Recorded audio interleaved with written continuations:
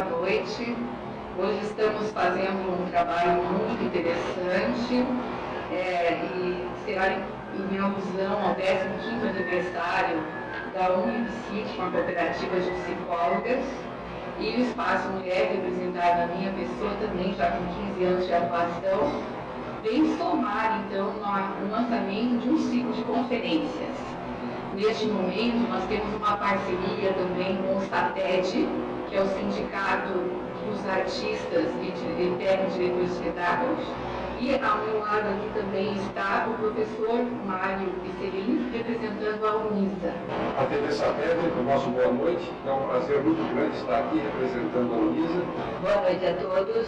Gostaria de agradecer a presença de todos aqui presentes, o apoio da Elizabeth Mariano, do Espaço Mulher, do SATED, em nome da Lígia, de Paula de Souza, e a todos os presentes cooperados, amigos que vieram para este primeiro ciclo de conferências da Unipsic de São Paulo, e esperamos que ele não seja o único.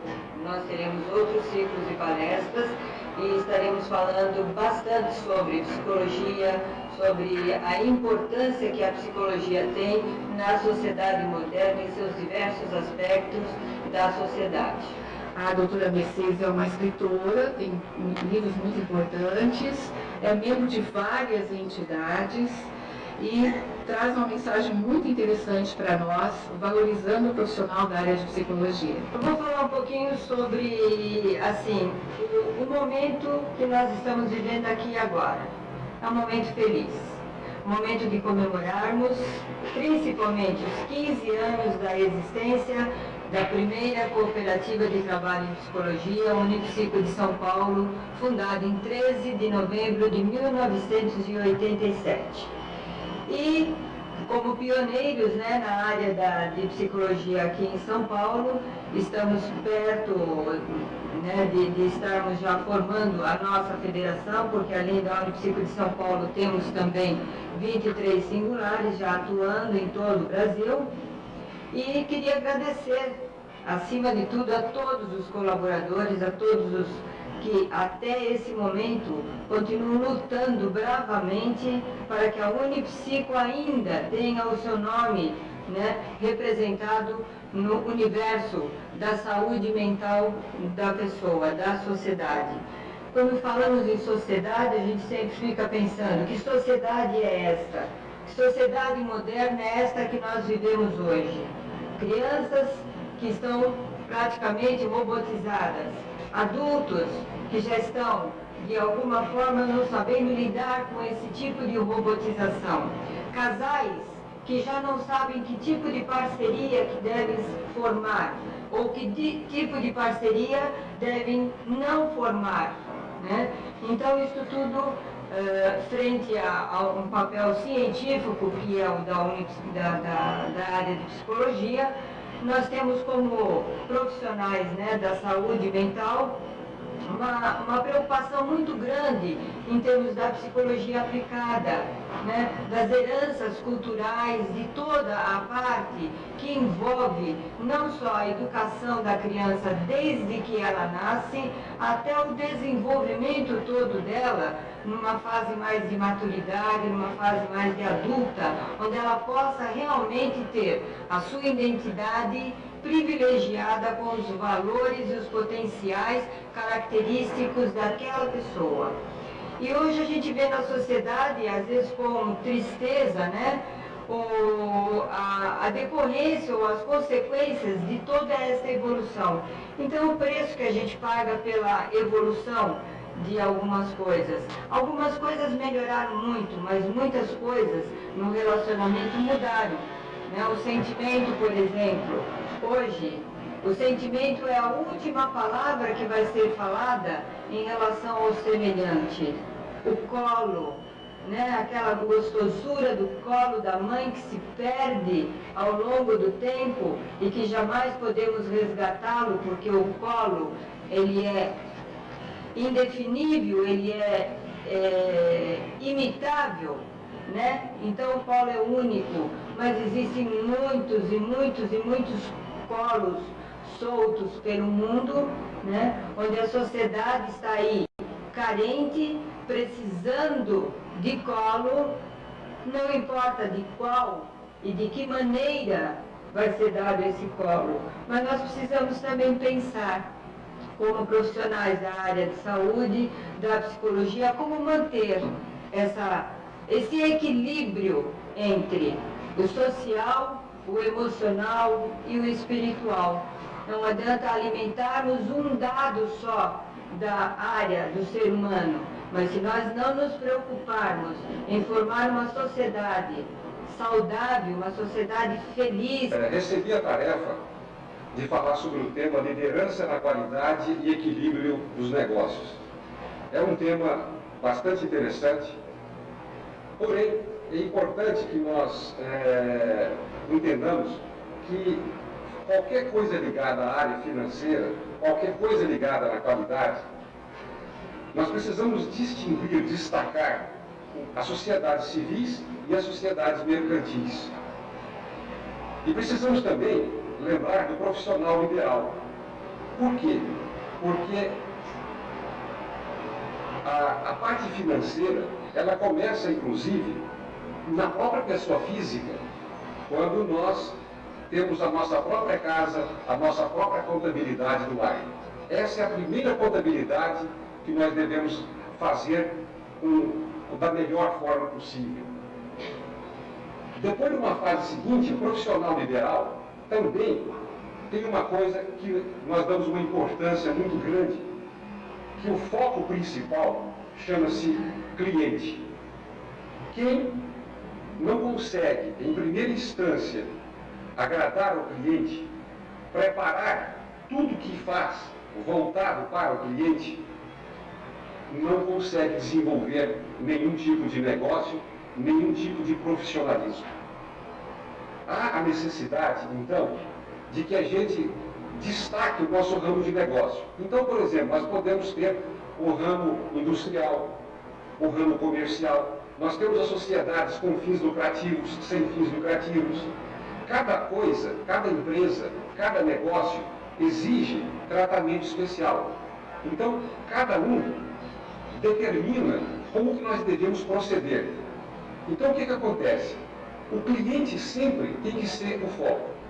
Só que para conseguir manter sempre o cliente, faz-se necessário que nós busquemos a qualidade.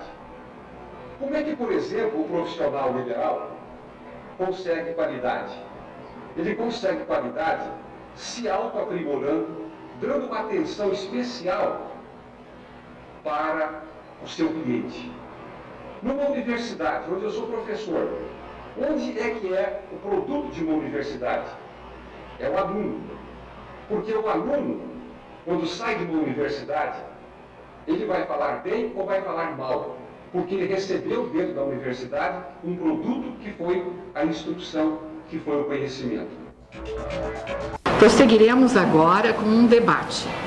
Queremos iniciar agora. Quem é que levantou a mãozinha aí? Você? Eu gostaria de fazer uma pergunta que fizesse um comparativo a doutora Mercedes com o doutor Mário, né? Com relação às relações interpessoais, já que a doutora Mercedes falou da robotização, né?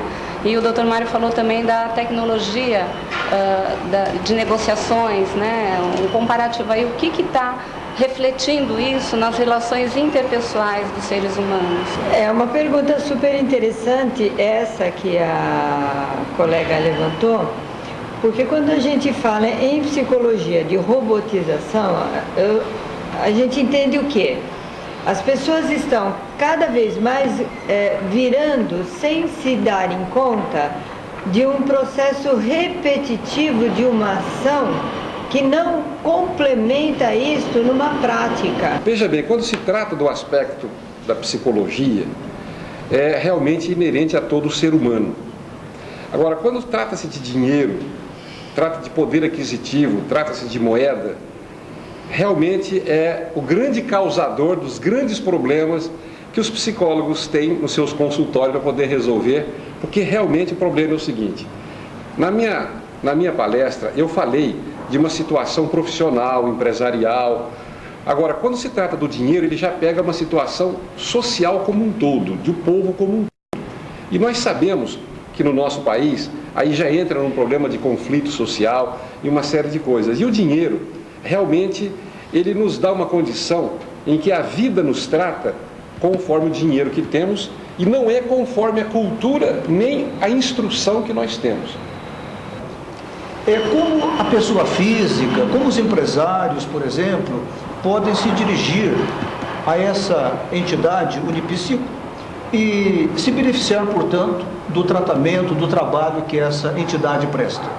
Contemplamos contrato com empresas, onde prestamos atendimento em psicologia, desde na área clínica, educacional, organizacional, institucional, home care, medicina preventiva, cursos, palestras em realizações de CIPAT das empresas.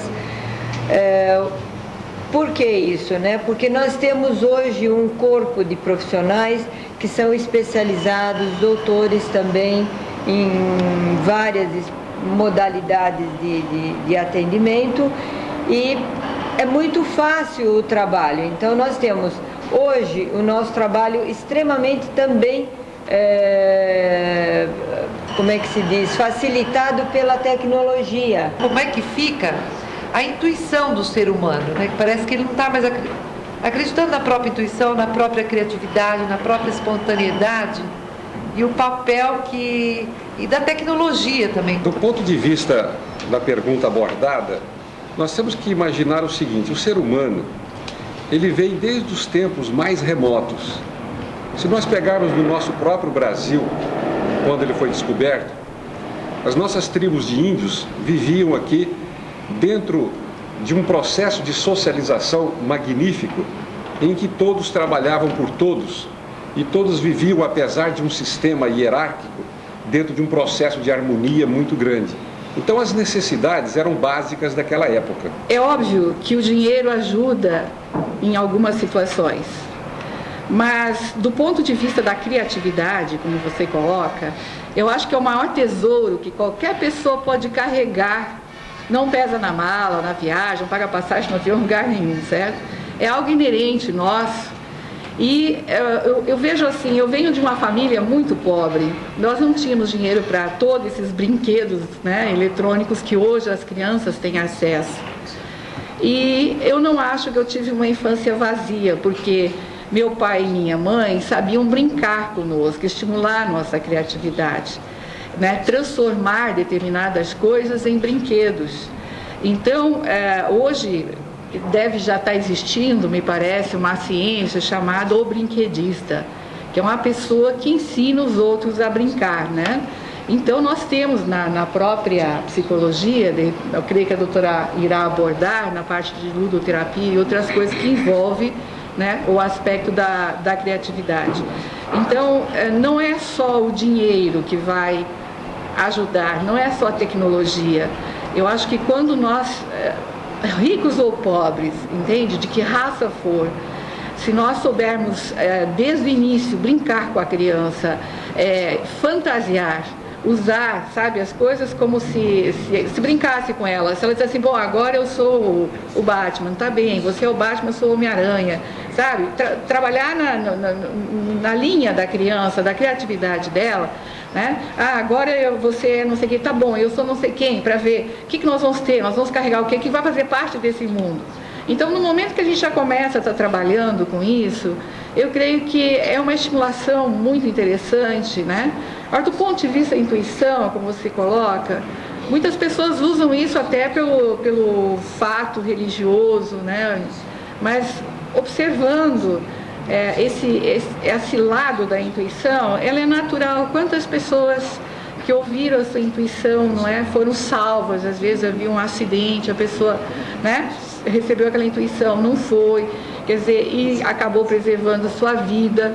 Quantas vezes nós temos um indicador, pô, essa pessoa aqui tem qualquer coisa, né? E depois a gente vai intuir, parece-me que se eu vou nessa empresa eu vou ter um excelente resultado, e a gente tem, né? Então essa intuição é aquela outra visão não material né, que existe em todos nós. Uns dão atenção, outros não. Mas eu acho que a tecnologia não vai influenciar nisso, né, porque o ser humano sempre estará atrás da máquina. As relações humanas, ou os traços, né, que você vai travando entre uma rede de pessoas, isto faz com que você se fortaleça diante de uma situação por uma questão única e exclusivamente de ter que responder ao que aquela rede, sociometricamente falando, exige. E a pessoa fica esquecida. Então nós não podemos esquecer que a intuição é um dado que nasce com a pessoa e que nós desenvolvemos 99% do que nós fazemos é condicionamento. Eu poderia estar aqui de maiô, vocês iriam achar muito estranho, porque não tem nenhuma piscina, não é uma praia, mas eu tenho que estar de roupa e tenho que estar agasalhada, porque me condicionaram assim. Se eu estou me sentindo bem ou mal, suando ou não importa.